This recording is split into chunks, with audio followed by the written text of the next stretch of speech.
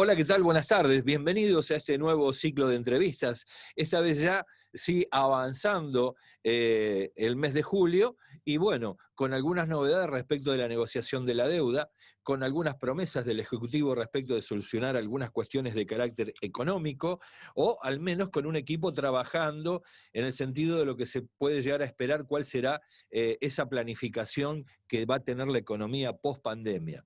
Sin embargo, aparecen muchos interrogantes y de allí que si bien uno de los temas centrales que parece ser que es el factor condicionante, como lo es la pandemia, como para poder proyectar o visualizar hacia futuro a partir de cuándo se van a poder aplicar estas medidas que anuncia, lo cierto es que todavía no tenemos nada. Sin embargo, calculamos, entendemos que hay una posibilidad de generar digamos, ideas o al menos plantearnos dudas y decir que tendremos que saber cómo estamos parados, cómo fue esa negociación, qué sería oportuno planificar hacia el futuro y por ello lo vamos a consultar al economista y docente de la Universidad de La Plata, Juan Valerdi. Buenas tardes, Juan, ¿cómo te va? Buenas tardes, Aldo, un placer hablar contigo. Igualmente para nosotros.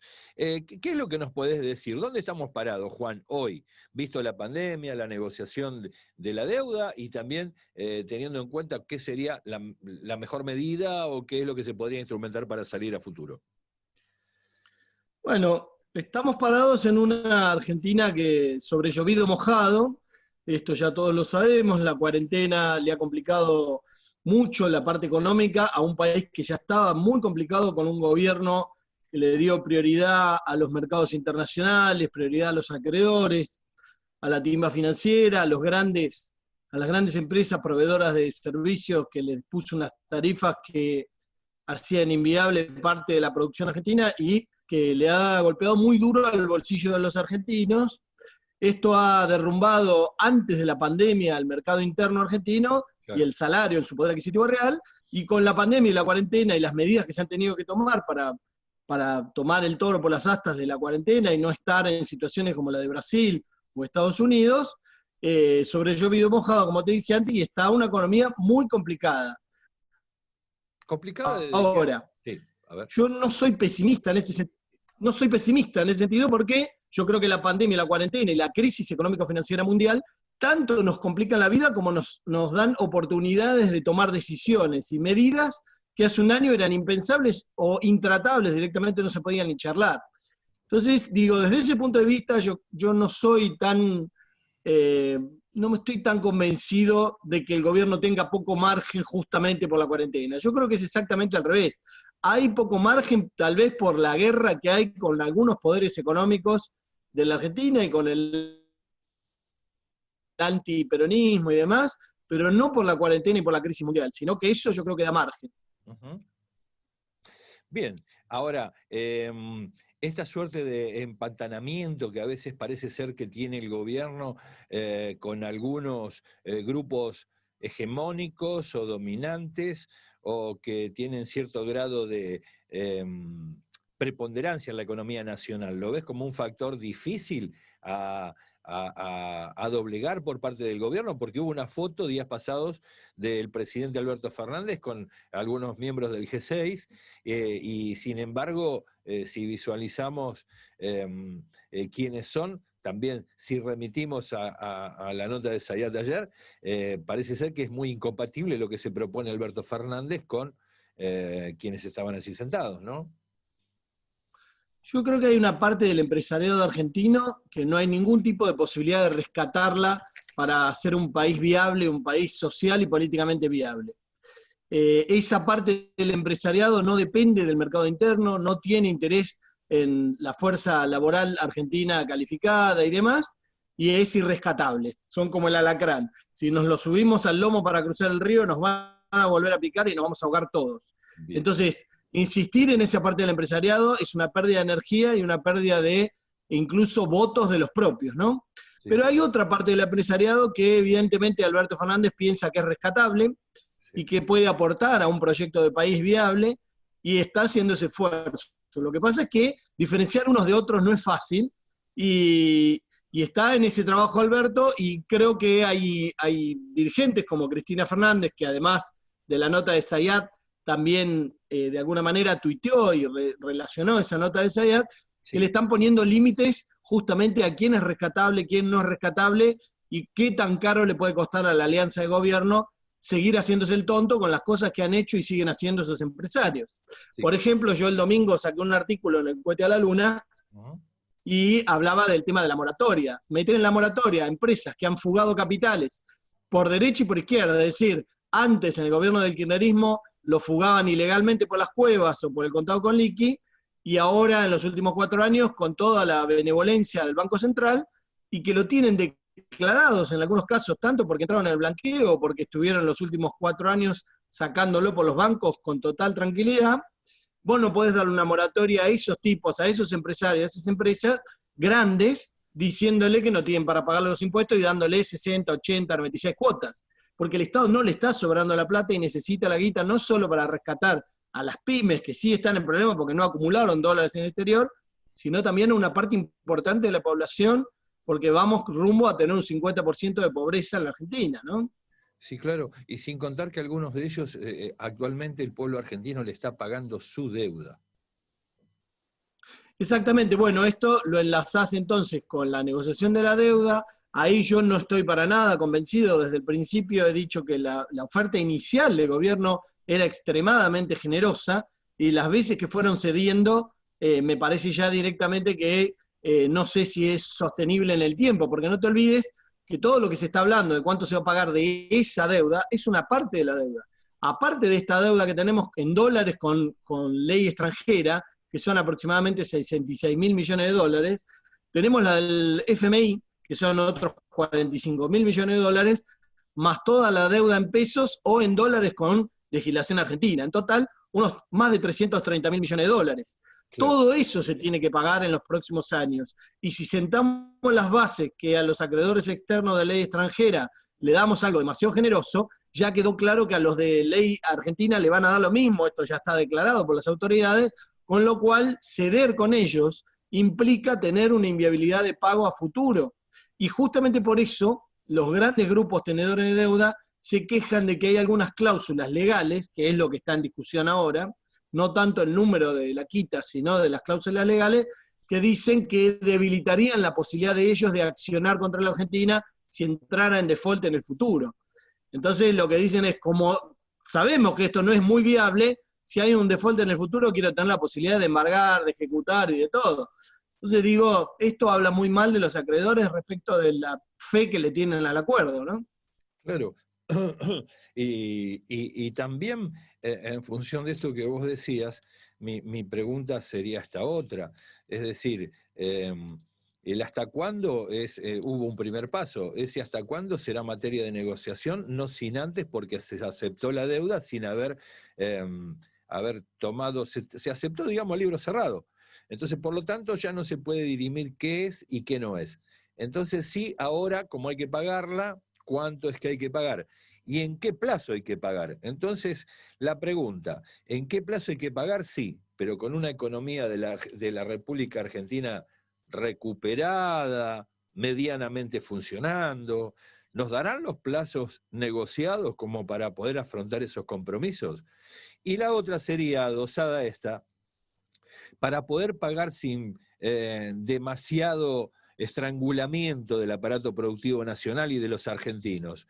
¿Qué medidas hay que tomar para sacar las tenazas del cuello que ha puesto esta gente? Entiéndase, los mandantes de afuera, los socios de adentro, los especuladores de adentro y los que no quieren ser parte de ese juego, que creo que son la mayoría de los argentinos. Tal cual. Bueno, yo como vos tengo mis dudas de que la Argentina en los próximos años se recupere tan rápidamente de lo que ha dejado la cuarentena, pero también la crisis del macrismo, que la macroeconomía la manejó como si no tuviera problema en que le sobrara la mitad de la población argentina y la dejó tirada en la banquina. Y esto yo dudo mucho que en los próximos 2 años se recupere tan rápidamente como para que ahí nos empiece a sobrar dinero para pagar deuda externa sin hacerlo a costa de nuestro entramado productivo y de la gente que está dentro de la Argentina. Entonces, eso es un problema grave. respecto de la viabilidad social y política de esta deuda que se está renegociando. Además está lo que decías vos, de que esta negociación no está incluyendo una revisión de cómo fue tomada esa deuda y quiénes son los responsables y qué se hizo con el dinero. Y eso también tiene implicancias, porque de alguna manera yo estoy sintiendo, y lo plasmé en mi artículo del domingo, que hay una especie de indulto económico, no miremos más para atrás y miremos para adelante, que tiene que ver también con la actitud de Alberto, que está tratando de hacer las paces con cierta parte del empresariado, que sacó muchos beneficios con el macrismo, como Mindlin. Y finalmente, entre las cosas que vos mencionabas recién, es importante también qué medidas hay que tomar para intentar recuperar rápidamente a la Argentina. Vos fijate que los acreedores externos, cuando el gobierno y Guzmán le ofrecen un bono cupón exportaciones, que quiere decir que en la medida en que suben las exportaciones, ese bono pagaría más, a los acreedores externos no les sirvió, no lo quisieron, porque no le tiene mucha fe a la Argentina de que pueda incrementar mucho sus exportaciones, dado que nadie sabe hacia dónde va el mundo desde el punto de vista global. La crisis económica financiera global está muy por encima de lo que tiene que ver con el virus. Aunque el virus se resolviera mañana, acá hay una crisis de la forma de comerciar, de la forma de producir desarticulada en el mundo y solo articulada por las multinacionales que no tienen en cuenta a la gente, ni mucho menos a la ecología, y sobre todo las finanzas. Las finanzas internacionales están desbocadas y descontroladas hace varias décadas, y eso es lo que se está cosechando a nivel mundial. Se llevan puestos a la producción y a la gente todo el tiempo, y eso, lejos de resolverse en el 2008, se pateó para adelante y se agravó. Entonces, una de las cosas, y relacionado con esto, que tendría que hacer la Argentina, es reformar su ley de entidades financieras, que la dejó Martínez de Oz en 1977, y que no permite que los bancos le presten al sistema productivo argentino. Lo único que hacen los bancos es intermediar entre los depositantes y el Banco Central sigue pagándole por las LELIQ y los fondos que toma el Banco Central unos 3.000 millones de pesos diarios. En la época de Macri era una timba más pesada, pero pagaban 3.500 millones diarios, o sea que no era tan diferente. Y esto no puede seguir. Fíjate que en marzo el gobierno trató de que le prestaran al 24% a las pymes y no se pudo conseguir, ¿no? Sí, claro. Sí, claro. Bueno, será una materia a analizar. Yo no te voy a pedir un vaticinio, pero ¿qué es lo que tendría que hacer desde el punto de vista de la decisión política, según lo que vos nos venías diciendo, el gobierno nacional respecto de estos actores y su modus operandi, y qué es lo que tendría que hacer, según tu leal saber y entender, la República Argentina, específicamente el gobierno, a través de un plan económico, como para poder salir lo más ordenado y optimista posible? Bueno, como te decía, lo primero que tenés que hacer, yo creo, es poner a alguien en el Banco Central que esté dispuesto a no jugar el juego de los bancos. Eso no necesitas patear el tablero internacional, es una cosa que tiene que ver eminentemente con tu administración del ahorro de los argentinos en la Argentina, así que ahí podés trabajar fuerte, porque el Banco Central actual no ha cambiado mucho desde el punto de vista de cómo trata al ahorro argentino y a los bancos, y cómo articula eso en relación con el sistema productivo. Si no cambias eso, es muy difícil que el sistema productivo argentino pueda repuntar y pueda sobrevivir. Eso es fundamental, primero que nada. Y después, en el Congreso tenés complicadas tus mayorías, entonces de acá a las elecciones del año que viene, lo que tenés que crear una masa crítica de entendimiento de la gente para ver qué es lo que está en juego, por ejemplo, con la ley de inversiones extranjeras, que trata a los extranjeros de la misma manera que al entramado industrial argentino, cosa que no hace ningún país desarrollado, nunca lo hicieron, y al mismo tiempo lo que tenés que crear en esa cultura política de la Argentina, mientras va llegando la elección, y para no quedarte esperando dentro de un año qué va a pasar, es una conciencia de que la gente tiene que lograr luchar contra